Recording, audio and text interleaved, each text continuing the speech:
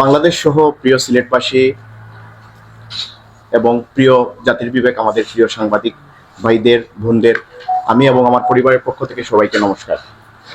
আমি এই বিষয়ে গত 1 নভেম্বর এবং শ্রী শ্রী রাধা গোবিন্দ জিউর আখড়া মন্দিরের বিষয়ে একটি ছোট নোট সংবাদ সম্মেলনের জন্য রেডি করেছি। ভুল ত্রুটি হলে আমাদের ক্ষমা দৃষ্টিতে দেখবেন। আপনাদের জাতির বিবেক সাংবাদিক বন্ধুগণ, আপনাদের সদয় অবগতির জন্য জানানো যাচ্ছে যে আমি রাহুল দেবনাথ, পিতা জিতেন্দ্রনাথ, বাসা নং 2, শ্রী শ্রী রাধা গোবিন্দ জিউর আখড়ার স্থায়ী বাসিন্দা ও ভক্ত। আমি আমার পরিবার পরিজন নিয়ে এই আখড়ায় বসবাস করে আসছি দীর্ঘদিন যাবৎ, কিন্তু এই আখড়ার সম্পত্তি জবরদখল বিক্রির চেষ্টা করে আসছেন সিলেটের সর্বজন পরিচিত একটি রাজনৈতিক দলের পদধারী নেতা, সিলেট মহানগর বিএনপির সহসভাপতি ও হিন্দু ধর্মীয় কল্যাণ ট্রাস্টের বর্তমান ট্রাস্টি, যিনি 5 আগস্ট পরে হয়েছেন, সুদীপ রঞ্জন সেন বাপ্পু। তিনি 2004 সাল থেকে একাধিকবার এই আখড়া সম্পত্তি বিক্রি অর্থ আত্মসাতের সাথে সরাসরি জড়িত, যা মাননীয় জেলা প্রশাসক ও পিপিআই কর্তৃক তদন্ত প্রতিবেদনে প্রমাণিত হয়েছে। হিন্দু ধর্মাবলম্বীদের একটি পবিত্র স্থান, ঐতিহ্যবাহী এই শ্রী শ্রী রাধা গোবিন্দ জিউর আখড়ার সম্পত্তি দেবত্ব সম্পত্তি, যা ক্রয় বিক্রয় এখতিয়ার কারণে গত 1 নভেম্বর আমরা সবাই জানি, এই বিষয় নিয়ে সামাজিক যোগাযোগ মাধ্যমে এটা এসেছে সবার নজরে। মহানগর বিএনপি ও সনাতনী নেতা সুদীপ রঞ্জন সেন বাপ্পুর নেতৃত্বে একটি দল মন্দির দখলের উদ্দেশ্যে তালা ভেঙে ভেতরে অনধিকার প্রবেশ করে। এ সময় তারা মন্দিরের স্থায়ী বাসিন্দা আমি ভক্ত রাহুল দেবনাথ, আমার পিতা জিতেন্দ্রনাথ, স্ত্রী সিদ্ধিরানাথ আমাদের উপর হামলা চালায়। আমরা তাদের হামলায় তাদের ছেলে রাহুল দেবনাথ, আমি নিজে আহত হই। হামলার বিষয়ে ওই দিন মন্দিরের পরিচালনাকারী, বর্তমানে আমরা পরিচালনাকারী, এখানে একটু লিখের মধ্যে একটু হয়েছে, ভুল মিস্টেক হয়েছে। জিতেন্দ্রনাথ স্ত্রী সিদ্ধিরানাথ কোতোয়ালি থানায় অভিযোগ দায়ের করতে গেলে হামলাকারীরা উল্টো কোতোয়ালি থানায় তাদের বিরুদ্ধে মামলা দায়ের করে। পুলিশ প্রথমে সিদ্ধিরানাথের মামলা না নেওয়ায় তারা আদালতে দ্বারস্থ হন। আমরা পরে আদালতের নির্দেশে দ্রুত বিচার আইনে ভুক্তভোগীদের মামলাটি সরাসরি এফআইআর হিসেবে গণ্য হয়। এই উত্তেজনাকর পরিস্থিতির মধ্যে বিএনপি চেয়ারপারসন উপদেষ্টা আরিফুল হক চৌধুরী ঘটনাস্থলে গিয়ে 2 দিনের মধ্যে বিষয়টি সামাজিকভাবে নিষ্পত্তির আশ্বাস দিয়ে মন্দিরে তালা দেন। এরপর থেকে আজ পর্যন্ত পবিত্র আখড়ায় তালা ঝুলানো হয়েছে, ফলে এ নিয়ে হিন্দু ধর্মাবলম্বীদের তীব্র প্রতিক্রিয়া সৃষ্টি হয়েছে। সুপ্রিয় সাংবাদিক বন্ধুগণ, police bureau of investigation PBI তদন্তে আখড়া পরিচালনা কমিটির কথিত নেতারা জালিয়াতির মাধ্যমে এ মন্দিরের প্রায় 12,27,40,000 টাকার ভূমি বিক্রি করে আত্মসাৎ করেছেন বলেও প্রতীয়মান হয়েছে। পিবিআই ইতিমধ্যে এ ঘটনায় 30 জনকে অভিযুক্ত করে আদালতে চার্জশিট দাখিল করেছে। অভিযুক্তদের মধ্যে রয়েছেন বিরাজ মাধব চক্রবর্তী, দিবাকর দর রাম, সুধাময় মজুমদার, শান্তনু দত্ত সন্তু, চন্দন রায়, মলয় পুরকাইস্ত, সুপর্ণ দেব মন্তু, সুদীপ দে, সুদীপ সেন বাপ্পু, কৃপেশ পাল, তপন মিত্র, বিভা বসু গোস্বামী বাপ্পা,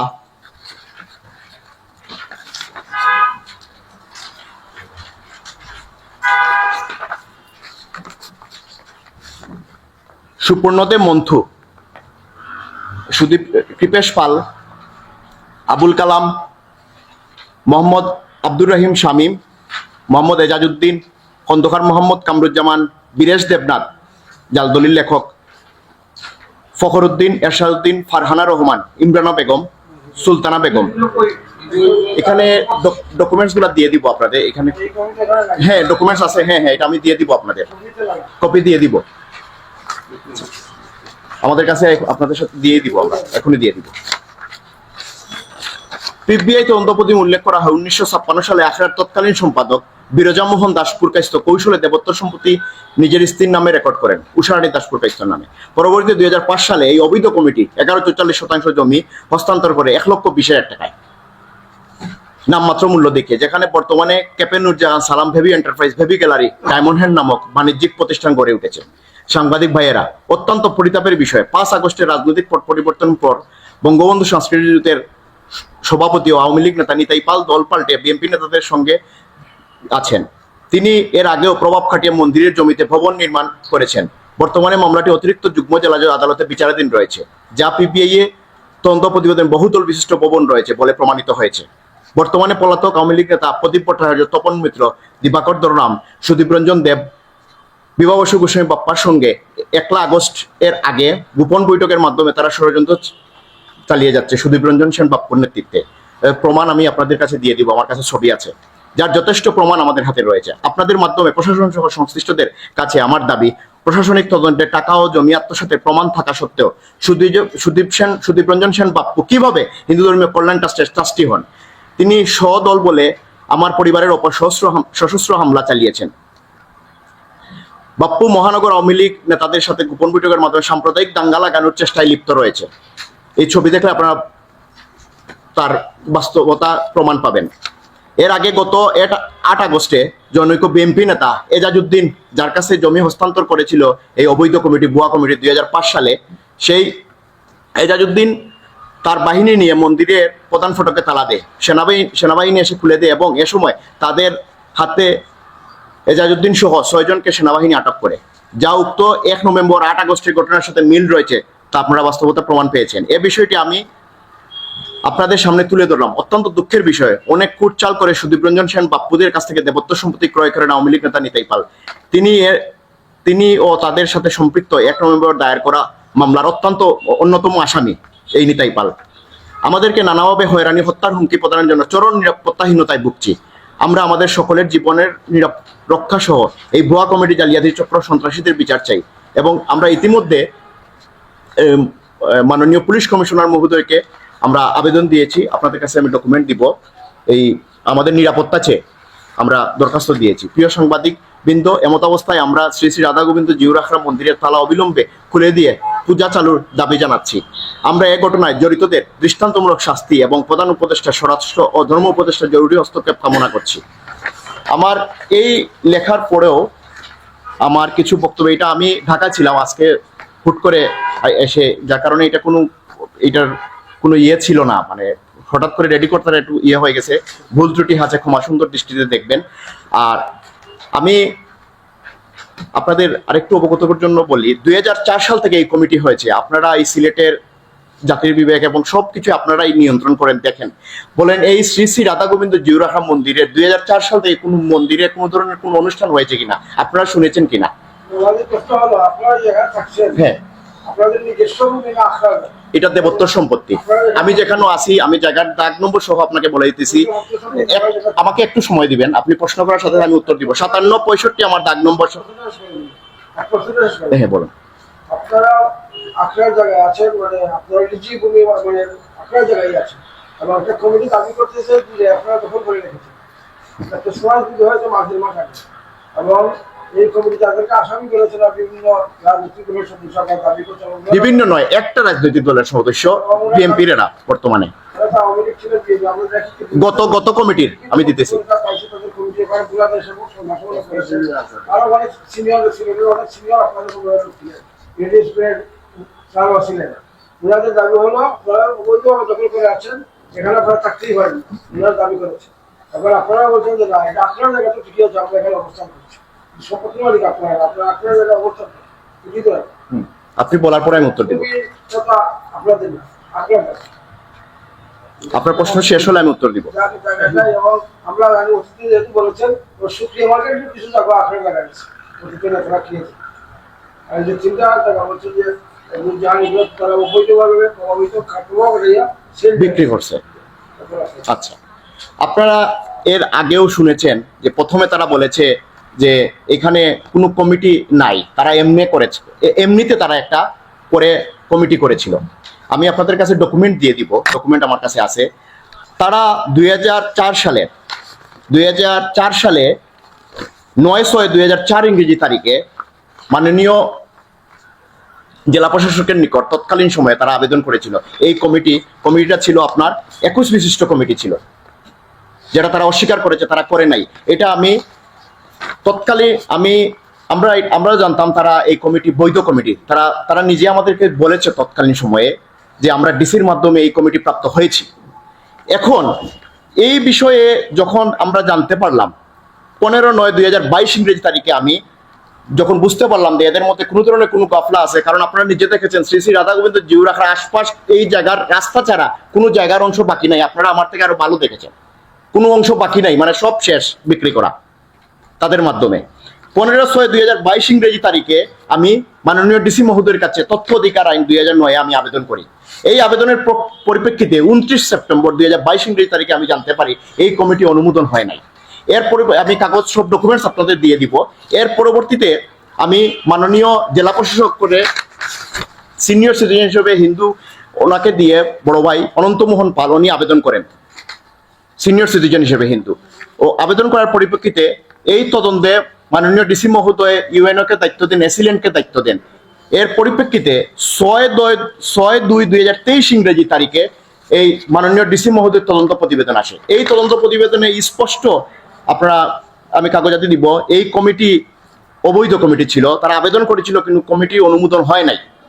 এই ডিসির প্রতিবেদনের পরে, তদন্ত প্রতিবেদনের পরে মাননীয় ডিসি মহোদয় উনি নিজ দায়িত্বে বলছেন আর কোনো ধরনের কোনো বিক্রি, তৎকালীন ডিসি যে ছিলেন শেখ মুজিবুর রহমান ছিলেন, উনি বলছেন যে আর কোনো ধরনের কোনো বিক্রি হবে না, আমি দায়িত্ব থাকাকালে বা এই ধরনের আমি এই নোট দিয়ে রাখবো ফাইলে উনি রেখেছেন। এবং আমাকে উনি বলেছেন যে আমি যেন এই বিষয়ে মামলা করি, ফৌজদারি মামলা করি, যেহেতু এত বড় ওরা জালিয়াতি করেছে। এই বিষয়ে সিলেট সমকাল পত্রিকায় 15 জুলাই 2023 ইংরেজি তারিখে সিলেট রাধা গোবিন্দ জিউরাহার সম্পত্তি বেহাত রক্ষকী বক্ষক, আমি পেপারের কাটিং আপনাদের দিয়ে দিব। এখানে স্পষ্ট এই মন্দিরের বিষয়ে সবকিছু এখানে উল্লেখ এসেছে নিউজে। এবং মানবজমিন, তৎকালীন মানবজমিনে এসেছে, এটা হলো আপনার 5 জুলাই 2023 ইংরেজি তারিখে সিলেটে আখড়ার সম্পত্তি বিক্রি করে দিল বুয়া কমিটি। সব ডকুমেন্টস ওয়াইজ এবং দৈনিক জাগ্রত সিলেটে জিন্দাবাজার দেবত্ব সম্পত্তি পানির দামে বিক্রি করে দিয়েছে বুয়া কমিটি। 2023 ইংরেজিতে এসেছে। আচ্ছা, তারপর 2023 ওরা প্রভাব খাটিয়ে আমি যখন পিবিআই এ মামলা করলাম 13/7/2023 ইংরেজি তারিখে আমি মামলা করলাম আপনার মাননীয় চিফ মেট্রোপলিটন ম্যাজিস্ট্রেট উনি কোতোয়ালের দায়িত্বে ছিলেন তৎকালীন সময়ে, মাননীয় আদালত আব্দুল মোমেন স্যারের তৎকালীন সময় দায়িত্ব। আমি মামলা করার পরিপ্রেক্ষিতে উনি পিবিআইকে এই মামলাটি হস্তান্তর করেন। হস্তান্তর করার পরিপ্রেক্ষিতে পিবিআই তৎকালীন সময়ে ওরা প্রভাব খাটিয়েছে এবং আমাদেরকে, আওয়ামী লীগ নেতারা এখানে ছিলেন, এই মামলার আসামি তপন মিত্র পদধারী নেতা, প্রদীপ ভট্টাচার্য মহানগর আওয়ামী লীগের সহসভাপতি ছিলেন, তপন মিত্র, এরা সবাই হলো দিবাকর দাম, সবাই মহানগর আওয়ামী লীগের নেতৃত্বে এরা কমিটিতে আছেন। এরা প্রভাব খাটিয়ে আমি দীর্ঘ পিবিআই অফিসে 5 থেকে 7 দিন আমি গেছি, ঘন্টার পর ঘন্টা বসেছিলাম তৎকালীন সময়ে। ওরা এখানে আসে না, আমরা নিয়ে বসে থাকি। যে দায়িত্বে ছিলেন তখন আমরা বলতে ভাই এখন আসতেছেন, তখন আর আসে না। তারা এই ধরনের প্রভাব খাটিয়েছে। এই অন্তর্বর্তীকালীন সরকার আসার পরে এপ্রিলের এখানে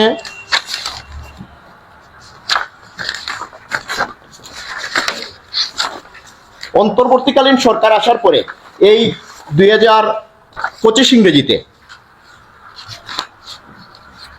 আমরা তদন্ত তারিখটা হলো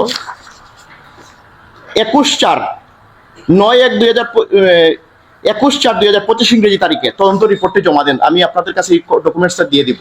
30 জনকে অভিযুক্ত করে PBI police bureau of investigation এটা আদালতে দেন এবং আদালত তৎসময়ে সাথে ওদেরকে ওয়ারেন্ট করান। এই 30 জনের বিরুদ্ধে ওয়ারেন্ট হয় এবং তারা এইটা নিয়ে তারা প্রভাব বিস্তার করে। বিএনপি নেতা সুদীপ রঞ্জন সেন বাপ্পু প্রভাব বিস্তার করে, সে ট্রাস্টি বলে এখানে। যাই হোক, আমরা আদালতের প্রতি সম্মান এবং সবসময় আমরা আইন এবং আদালতের মাধ্যমে আমরা সবকিছু পেয়েছি। বলেন এখন আপনাদের স্পেসিফিক উত্তরটা আপনি দিবেন। জি জি। আপনার আজকের এই প্রেস কনফারেন্সের মূল বক্তব্যটা কি এটাই যে সিলেট মহানগর বিএনপির সহসভাপতি সুদীপ রঞ্জন সেন বাপ্পু সাবেক মেয়র আরিফুল হক চৌধুরীকে সাথে নিয়ে আপনাদের সাথে নিয়ে নয়, আমি এই বিষয়ে আপনাকে একটু বলি। সুদীপ রঞ্জন সেন বাপ্পু ওরা আসছিল 50-60 জন। আমি সিসিটিভির ফুটেজও আপনাদের দিয়ে দিব, আমি নিয়ে আসছি সাথে, আপনাদের পেনড্রাইভের মাধ্যমে আমি সবকিছু দিয়ে দিব। 50 থেকে 60 জন মানুষ আসছে। আসার পরে মন্দিরের তালা ভেঙে তারা মন্দিরে অনধিকার প্রবেশ করে। আচ্ছা, এর পরবর্তীতে আমরা যখন গেলাম যে মন্দিরের তালা ভেঙে তারা এখানে আধা ঘন্টা 40 মিনিটের মতো ছিল। তারা যখন তালা মারে তখন আমরা তালা মারতে বাধা দেই যে পূজা বন্ধ কেন হবে, তালা মারতে আমরা বাধা দিই। এই এই বাধা দিলে তারা আমাদের উপর হামলা করে। সিসিটিভির ফুটেজ আপনাদের কাছে দিব আমরা। হ্যাঁ, এই পরিপ্রেক্ষিতেই এর মধ্যে 5 থেকে 7 মিনিটের মধ্যে জনাব শ্রদ্ধেয় ব্যক্তিত্ব উনি আরিফুল হক চৌধুরী ভাই উনি গিয়ে উপস্থিত হলেন। গেট লাগানো ছিল, ওরাই বলতেছে যে আরিফুল হক চৌধুরী সাহেব আসতেছেন, গেট খুলে দাও, গেট খুলে দাও। তারা তো নিয়ে আসছে আরিফুল। হ্যাঁ হ্যাঁ হ্যাঁ, খবরটা কে দিছে আরিফুল? ওরাই দিছে, কারণ ওরাই বলতেছে সিসিটিভি ফুটেজ আপনারা দেখবেন আরিফুল হক ভাই আসতেছেন, ওরা বলতেছে সিসিটিভি ফুটেজ আমি দিব আপনাদের, ওরাই বলতেছে আরিফুল হক সাহেব আসতেছেন, আরিফুল হক সাহেব আসতেছেন, আরিফুল হক সাহেব আসতেছেন। এইটা বলে আরিফ ভাই আসছেন, আমরা ওনাকে মানছি। আমি ইয়েতে ছিলাম, লাইভে ছিলাম, উনি আমাকে ওনার যেহেতু আমি ছেলের বয়সী, উনি আমাকে ধমক দিয়ে বলছেন যে লাইভটা এই মুহূর্তে বন্ধ করো। আমি সাথে সাথে লাইভটা বন্ধ করে দিই এবং পরে আমাদের বললেন তোমরা একটু ধৈর্য ধরো, আমি তোমাদের এখানে আসতেছি বলে উনি ওই সবাই ওদেরকে কি বলছেন আমরা জানি না, উনি বলছেন যে এইটুকুই যে আমি এখানে হাল্লাফিল্লা শুনে আমি এসেছি। এবং এই হাল্লাফিল্লার কথা তারা একটা সংবাদ সম্মেলন করেছিল বুয়া কমিটির পক্ষে। এই মৃত্যুঞ্জয়ধর বুলা তার স্পষ্ট তার বক্তব্যে আপনারা শুনেছেন, উনি বলেছে যে এখানে একটু হাল্লাবিল্লা শুনে আরিফ সাহেব এদিকে যাচ্ছিলেন, সাবেক মেয়র, আমরা এখানে এসে উপস্থিত হয়েছি, উনি এসে উপস্থিত হয়েছেন। এরপরেই আরিফ ভাই যখন আমাদের কাছে গতকালকে একটা ভিডিও ভাইরাল হয়েছে, আপনারা দেখেছেন, যে সবাই আমাকে বলতেছে যে আরিফ ভাই আসার পরে আমাদের সাথে কি আলাপ হয়েছে, আমরা নাকি মেনে নিয়েছিলাম। তখন তৎসময়ের সাথে সাথে আমি আমার সিসি ক্যামেরা, আমার অফিসে এখানে সিসি ক্যামেরা ফুটেজ আছে, আপনার সনাতন বার্তা নিউজ, আমি তাদেরকে ধন্যবাদ জানাই, তারা বিষয়টা তুলে ধরেছে। আমি ভিডিওটা আপনাদের কাছে দিয়ে দিব। উনি একজন শ্রদ্ধেয় ব্যক্তিত্ব আরিফুল হক ভাই, উনি তালা ওদেরকে বলে দিয়েছেন চাবি মেরে তালা আমার কাছে এনে দিবা, চাবিটা আমাকে এনে দিবা। এই বিষয়ে আমি তাকে বিনীত অনুরোধ যেভাবে জানানো যায় যে মন্দিরের তো পূজা বন্ধ হইতে পারে না, অন্যভাবে যাই হোক আপনারা যাই ব্যবস্থানের কাগজপত্র, উনিও বলছেন আমি কাগজপত্র বারবার এখনো যেরকম আপনাদের সামনে দেখাচ্ছি, তখন আমি বারবার আমি ওদেরকে দেখাইছি যে এই আমার কাগজ বাইরেও আমি দেখাইছি। দেখানোর পরিপ্রেক্ষিতে ভাই 2 দিনের সময় নিলেন, পরে সময় নিছেন আমার সাথে এমন একটি মানে ব্যবহার ভাই করলেন, ওনার ছেলের বয়সে আমি করতে পারেন, এই বিষয়ে আমার কোনো ইয়ে নাই, ওনার প্রতি কোনো ইয়ে নাই, কিন্তু এই ব্যবহারে মনে হয়েছে যে ভাই আসলে মনে হয় ওদের পক্ষেই ছিলেন, বায়াস্ট হয়েছিলেন। এই আচরণে আমার কাছে মনে হয় যে কুতাম দিয়ে আমি সিসিটিভি ফুটেজও আপনাদের দিয়ে দিব। হ্যাঁ বলেন।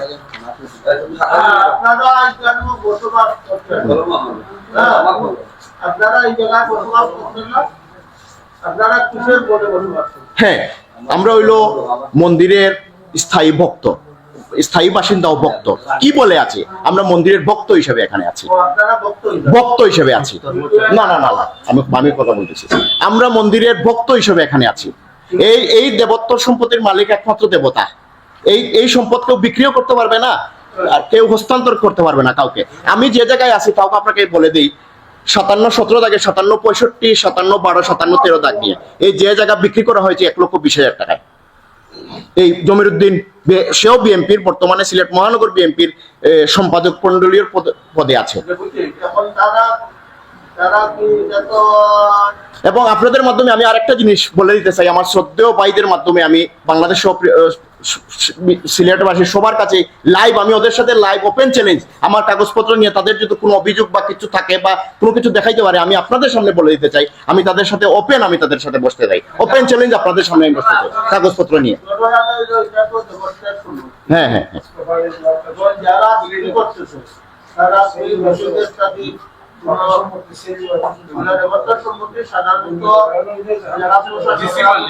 আবেদন করা হয়। ওরা কোনো, আমি আপনার প্রশ্নটা আমি সহজ করে দিই, আবেদন করার পর তারা ছড়া বন্দোবস্ত করে, তখন এরা খাজনা দেয়, খাজনা দেওয়ার পরে জনগণের কাছে সরকার থাকে, এইভাবে খাজনা দিচ্ছে, এইভাবে করছে কিনা। আমি আপনার এই ব্যাপারটা আমি বলে দেই। দেন শুনানি অন্তে কিন্তু এই রিপোর্টটা দেওয়া হয়েছে মাননীয় ডিসি মহোদয়, তদন্ত প্রতিবেদনটা তারা কোনো কাগজ দেখাইতে পারে নাই যে ডিসির কাছে এবং কোনো ধরনের কোনো কারো কাছে কোনো আবেদন করে জায়গা বিক্রি করছে। এবং আরেকটা জিনিস আপনাদের বলে দেই, মন্দিরের ফান্ডে একটা টাকাও নাই। কোনো মন্দিরের যে 3টা অ্যাকাউন্ট আছে, কোনো 3টা অ্যাকাউন্টে আমার জানা মতে এবং ওদের ভাষ্য মতে মন্দিরের কোনো টাকা নেই। এবং এখন অবধি এই মন্দিরের সব প্রতিষ্ঠানের ভাড়া সভাপতির স্বাক্ষর নিয়ে, আমি কাগজটা আপনাদের, এই রিসিটের একটা কপি আমার কাছে আছে, সেবায়িত সেজে বিভা বসু গোস্বামী বাপ্পা ডাইনে তার স্বাক্ষর দিয়ে মন্দিরের সব টাকা তুলতেছে সে, আর বামে হলো সভাপতি বা সেক্রেটারি, দুইজনের মধ্যে একজনের স্বাক্ষর হবে। তারা তো কিসের বলে তারাই জানে, তারা তো কিছু দেখাইতে পারে, এই জন্য তো প্রমাণ হয়েছে এটা, এই জন্য তো এটা পিবিআই 30 জনের বিরুদ্ধে চার্জশিট দিছে।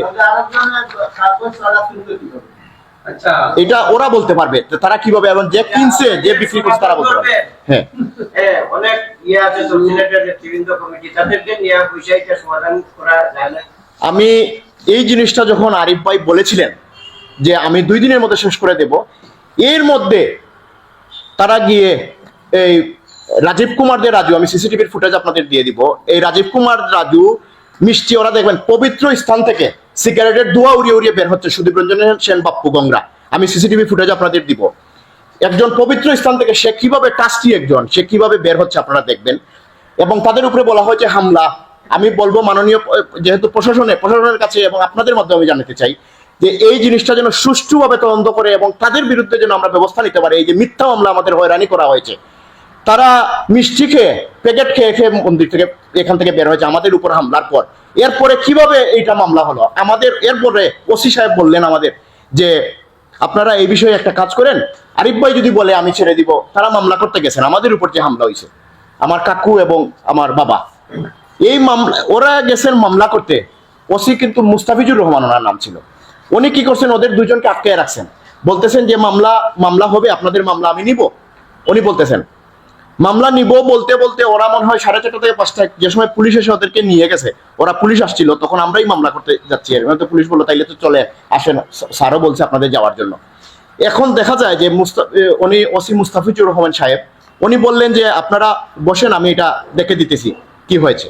এরপরে রাত্রে 3:30টার সময়, এটা আমি আপনাদের কপি দিব, 3:30টার সময় দেখা গেল ওদেরকে অ্যারেস্ট দেখানো হয়েছে, আমার মামলা না নিয়ে অ্যারেস্ট দেখানো হয়েছে আমার বাবা কাকাকে, আমাদের উপর হামলা করে।